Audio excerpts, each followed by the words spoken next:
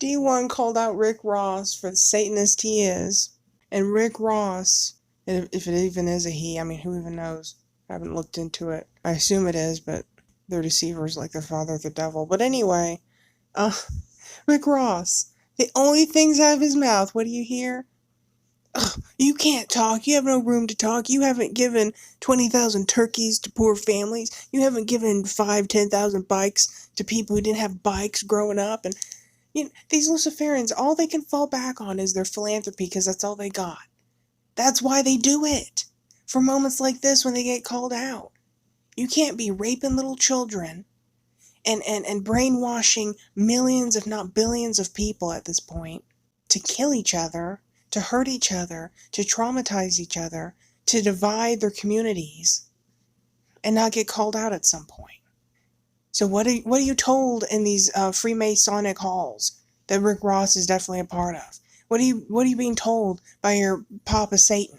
You're being told, hey, make sure you give. You know how Christians pay their tithes? Well, these Luciferians pay their tithes in their own way, where they give a certain amount to cancer research and, anything that'll pull on your heartstrings. Oh, I went to Africa and I handed a big check over to the whatchamacallit and I had all these huts built for these people and free t-shirts and shoes to little African children and meh.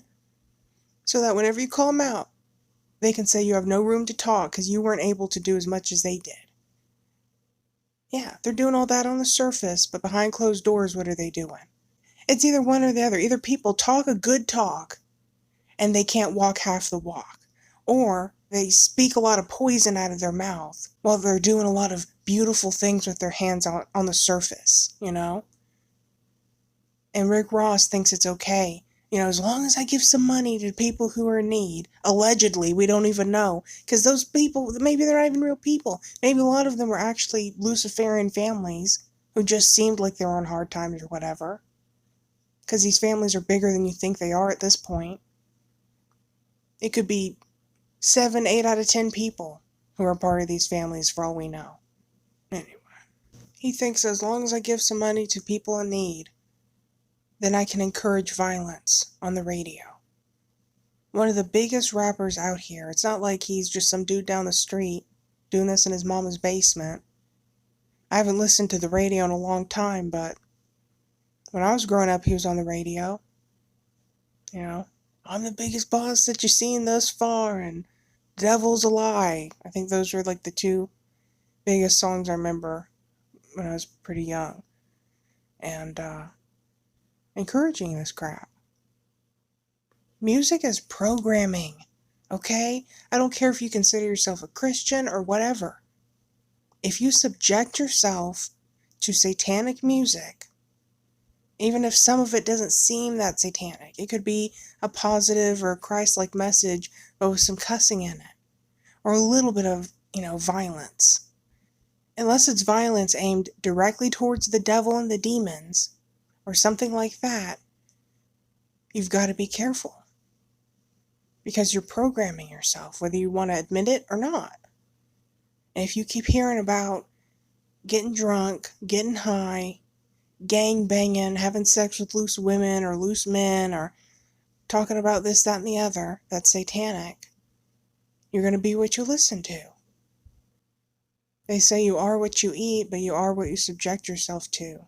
The people you hang around, the music you listen to, the movies you watch. And it's something I even got to preach to myself. I'm not perfect, and I don't want to be hypocritical. I don't want anyone to watch me one day and be like, oh, I got to call you out. Because I'm not perfect either.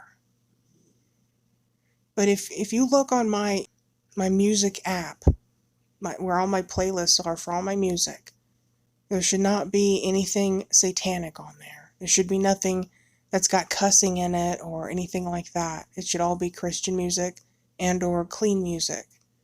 There are a few songs like, old French music I grew up listening to, like Edith Piaf, Jane Morgan. Those may not be necessarily Christian people, but it's not filthy music.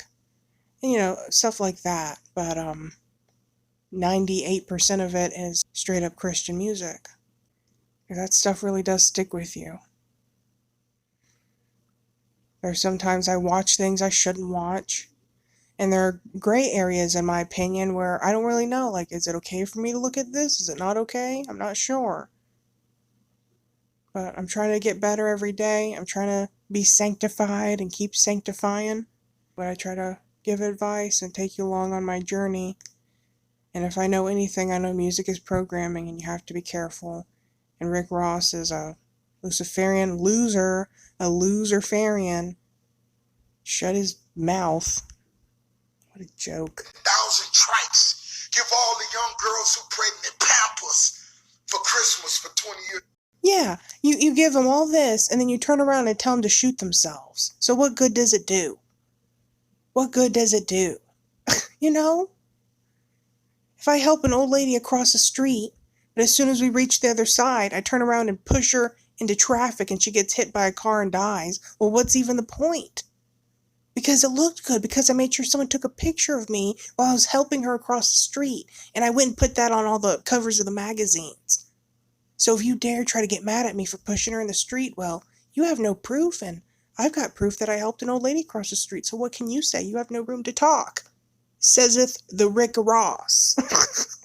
Jim Jones, you could do better, brother. I love you too much. I love you too much to not be honest with you. Rick Ross, you could do better, brother. Meek Mill, you could do better, brother. I love you too much not to be honest with you. Are you the face of prison reform? Cause are you the face of prison reform? Or are you sitting here on your new song with Ross talking about getting somebody murked and shot at the red light? Which one is it, bro? Which one is it, bro? Because I did a shoe giveaway in my city and gave out 1,300 pairs of your shoes because they said reform underneath them. And I love that you partnered with a major shoe company and you out here pushing prison reform. But now I got to sit here like, man, this man glorifying getting people killed as of a week ago. Like, what are you doing, bro? Lil Snoop really got killed. That broke your heart. You wear him around your neck. Why are you glorifying the same thing when my best friend got killed? When Carl got killed, New Orleans know who I'm talking about. When Carl got killed, and I had to go to his funeral and read the eulogy and be part of the funeral. And I got back in my car, Sway, after the funeral, and I turned on my music, and I realized I'm listening to music that's glorifying the same stuff that just happened to my best friend. It gave me chills, and I needed that moment. That was my come to Jesus moment of like, D, you got to do something different, brother, because you have a taste for this poison, but you're attracted to the poison. And rap is great. The rap game, hip-hop industry is great at cooking up some delicious poison. Let's talk about it and let's just figure out what we can do better. But at the end of the day, guess what's not changing? The word of God ain't changing. Okay. There's death in life in the power of the tongue, Proverbs 18:21. That's not changing. And trying with this foolish argument that it's just entertainment. This ain't real. How many more people got to die in the hood, man? How many people at the end of the day lives got to get ruined and poisoned, and how many rappers got to get killed for us to be like, come on, man, when it's hip-hop, it's a whole culture, and it's implied that this is autobiographical and this is non-fiction tales that people are telling. How much does that have to happen? So don't hit me with that. People just don't want to confront the reality of this stuff. Saying, why would you publicly challenge certain artists that are glorifying murder and drug dealing and negativity in their music? The better question is, why would you not? If they have the audacity to publicly push these messages out there and reach the masses with them, then we should have the audacity to publicly oppose these messages. It don't go like, oh, you could put all that harmful stuff out there and reach whoever you want loudly and proudly, but we got to hit you up one-on-one on the cool. Like, if we got an issue with it, we got to say something behind the scenes and quietly, because we don't want to offend you. If we trying to do God's work, it don't work like that. See, for the first time, a line is being drawn, and that line is making people uncomfortable because you having to decide what side you on. Are you on the side that's okay with them messages and okay with the impact of those negative messages? Or are you on the side that's like, nah, we ain't rocking with that? You heard me? And a lot of people never had to decide which side of the line they was on, and it's making people uncomfortable right now. Jim Jones, you could do better. Rick Raw, you could do better. I got to see you do better. Wait. Little man, whoever you is, until you feed the kids where you from for 20 years straight. Don't question Rose. Wait until you buy 10,000 bikes, 10,000 trikes.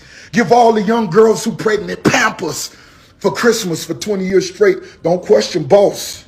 You heard me, little man? Get that basket off your head so you could think clear, little man. You going viral for speaking on niggas' names, not because of your talent, not because of your gift. Go viral, player, off of your wisdom that you sharing. Rick Ross! First of all, I love you, brother, and I want you to know that because you sounded a little upset in your video reply to me. But I love you too much to not be honest with you. And right now, you're deflecting. I was talking about your lyrical content, and you talking about turkeys. I'm talking about you as a hip-hop OG still glorifying murder and drug dealing in your music. And you talking about turkeys? Bro, more people are streaming your music than eating your turkeys. You can believe that, brother. Oh, then you can make fun of my accent and my hair, brother. That's lightweight, you hear me? What am I doing to help my community? Well, my whole adult life, I've been a middle school teacher. Now I'm a full-time hip-hop artist. Just dropped my 10th album. It's called Uno. You should check it out, actually. I've helped to give out hundreds of thousands of dollars in college scholarships for students around this country. Done financial literacy tours year after year, brother. Shoe drives, toy drives, voter registration rallies, prison ministry. I'm currently a professor at Tufts University teaching the intersection of hip-hop and social change, and I'm a fellow at Harvard University. Ultimately, I'm just trying my best to do God's work in this industry, bro. Then you say, won't I go viral with my own content? Brother, you're a little late to the party. I've been successful for a while, man, and not having to glorify the things that's harmful to our community. Could you do that? I'm curious. And let's do our best to do God's work and not glorify what's holding us down, man.